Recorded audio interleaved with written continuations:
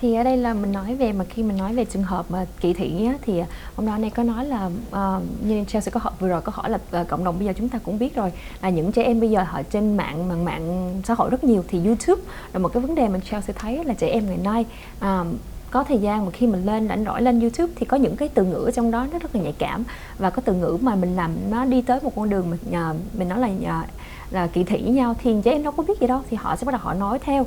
Thì ở đây là mình nên mình chỉ dạy con em mình như thế nào, thì giáo dục đây là rất là quan trọng. Thì ở đây là ông Don và ông Alex đều nói hết là hai cái khi mà mình nói về giáo dục rất là quan trọng, mà mình phải dạy con em chúng ta như thế nào, rồi mình nói mình phải học hiểu cái culture của mỗi người như thế nào. Thì ông Don ở đây ông Don và ông Alex ở đây có mention về cái vụ người mình nói như Chelsea không có hiểu tiếng Việt Nam, cái chữ đó là người Trung Đông, you said American Jewish, they have we use that term, that story relating to them, right? Yes. So người Jewish có nghĩa là như Chelsea biết cái từ ngữ đó, thì cái gì mình không dịch ra được cho quý vị, thì quý vị nào có thể lên Google để mà translate cái chữ người Jewish. Thì họ là ngày xưa họ đã cũng là bị kỳ thị biết mà rất là nhiều năm hơn chúng ta rất là nhiều, thì họ đã có những cái term, cái từ ngữ của họ ra. Thì trong nhà trường bây giờ có những nhà trường khi mà họ bị kỳ thị thì họ có một cái nhưng mà họ viết ra vẽ như thế nào để cho những người phụ huynh nhìn mà biết là họ ở nhà trường họ bị kỳ thị như thế nào, thì là một cái mà mình họ không có nói ra nhưng mà mình nhìn vô họ mình biết được.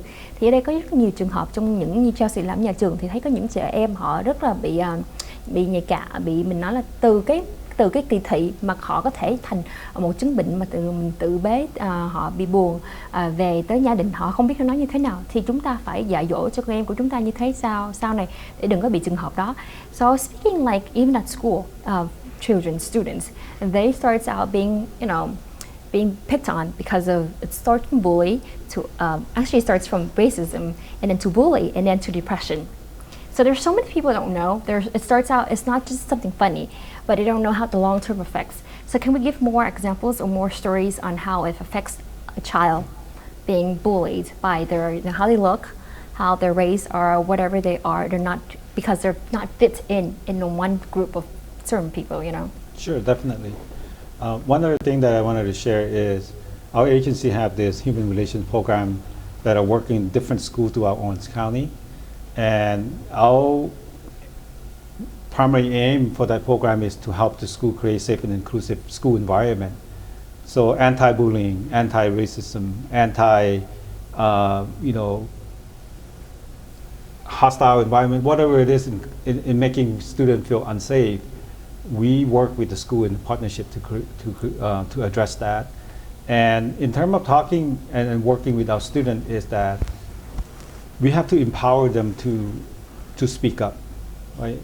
And to stand up and be an upstander, or be an active bystander. So when they see bullying, or when they see harassment, or when they see racist act, they have to be able to safely speak up and teach their peers to uplifting their voice.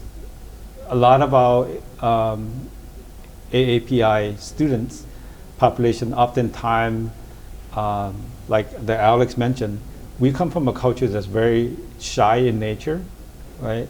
So in that way, sometimes we let other people pick on us in a sense until you get pushed to the very last bound.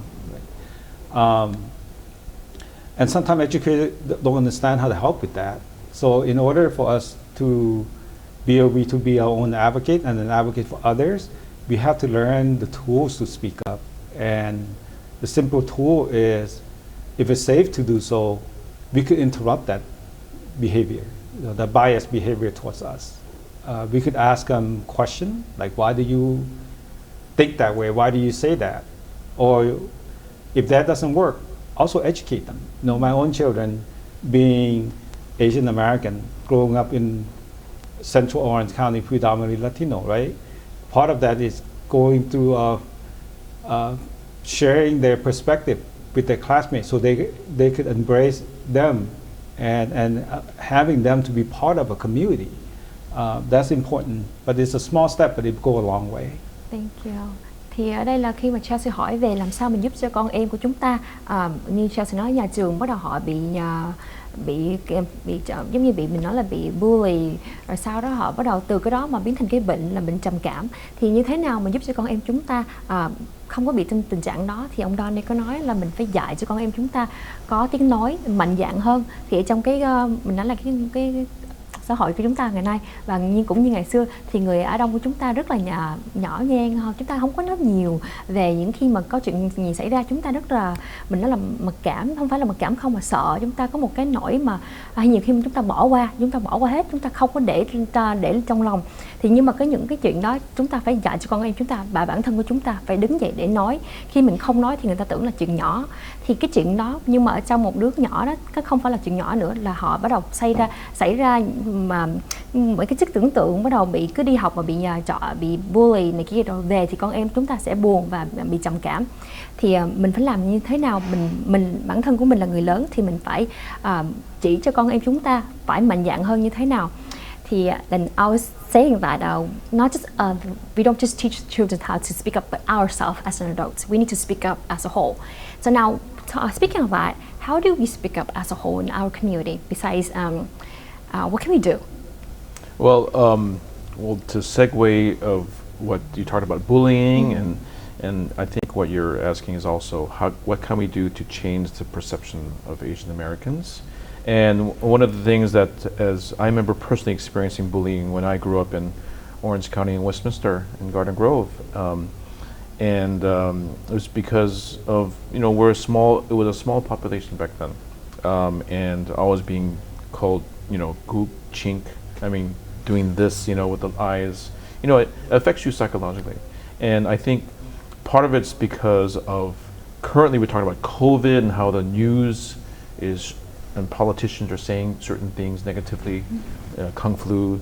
In the 70s and 80s and 90s, the perception in Hollywood of how they portrayed Asian Americans or Asians as either a mysterious bad guy, right?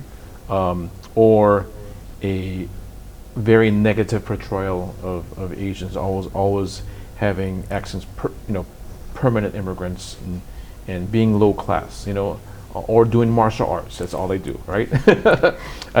Bruce Lee was my idol growing up, but he was a martial artist too, with a very limited, narrow stereotype. Everybody thought I knew Kung Fu when I grew up because they see the Karate Kid or they see all these portrayals. So it's important to work with, in particular with Asian American actors, being more vocal about certain perceptions, even among women, Asian females, as stereotypes as very the hypersexualization of Asian females that continues to this day, and that's something that really affects how Asian women are portrayed, even for a single woman. And as you know, it's just the portrayal of that, and how other races see Asian women not as a human being, but as something that's other. So that's very important to really work with the Hollywood studios, television, Asian Americans, both in front of the camera and behind the camera, and also with nonprofits and with OC Human Relations, with the government to work closely, because this is being done also in the African American community or in the Latino American community, because they've also suffered from negative portrayal. The Jewish Americans always to reinforce stereotypes. So I think things are slowly improving with more shows like Fresh Off the Boat, Asian American Family, and shows like that. So. Thank you. Thì ở đây là Chelsea phải thông dịch lại là vấn đề mà mình nói về kỳ thị không phải là cho chúng ta không, mà là tất cả mọi người luôn, như là hầu như là những nghệ sĩ mà trong Hollywood mà họ là người Á Đông, Á Châu của chúng ta, thì họ cũng có phải trải qua những cái trường hợp mà bị kỳ thị, là họ ít khi được đóng, như quý vị cũng biết rồi. Như ngày xưa mình nói là Bruce Lee đây, là Lý Tiểu Long, thì anh ta cũng bị có vấn đề. Người ta chỉ nghĩ là bây giờ mà khi mình nói về mà kỳ thị thì người ta hay, trước khi đó là người ta hay dùng cái chữ mình nói là stereotype, thì người ta hay nói là người Việt Nam như thế này, người Hàn Quốc như thế nọ, hay là người Tàu như thế nào. Họ cứ dùng cái tưởng họ là giống như là nói hết cho tất cả mọi người như giống vậy đó. Thì mình nói về là sự mà kỳ thị lịch nó bắt đầu từ ngày xưa rồi, nhưng mà tại vì chúng ta không có thay đổi lịch sử, chúng ta để cho lịch sử nó hiện lại, bắt đầu lại tiếp tục, thì nó là như vậy. Và bây giờ mình phải có một cái sự nào đó để mình giúp cho cộng đồng của chúng ta